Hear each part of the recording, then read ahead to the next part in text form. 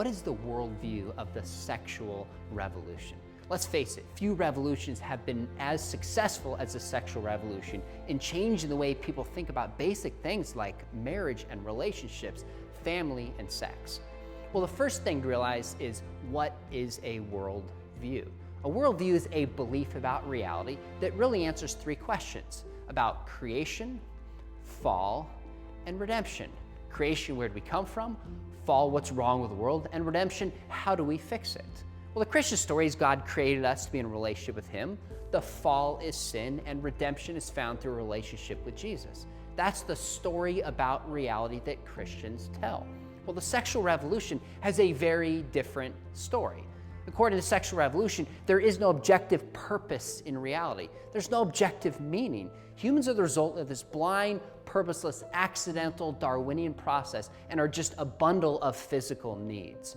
The fall, what's wrong with the world, is sexual repression by institutions like marriage or organizations like the church have prevented people from living out their sexual desires and fantasies, and thus it brings pain.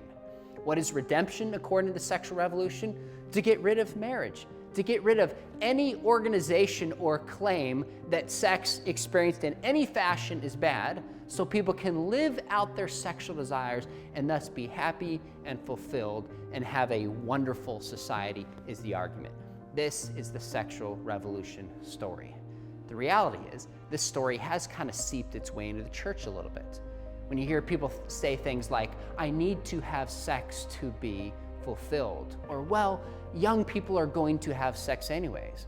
These are ideas they've gotten from the sexual revolution, not from Scripture.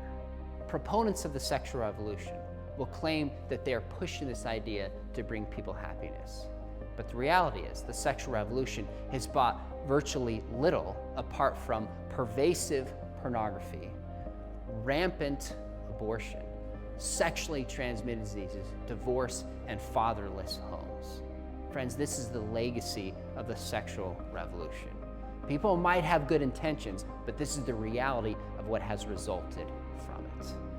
In fact, just imagine for a moment if people actually lived out the sexual ethic that Jesus taught, and how different that would be from the ethic of the sexual revolution.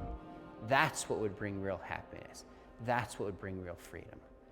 And that's why Jesus said, you shall know the truth, and the truth shall set you free.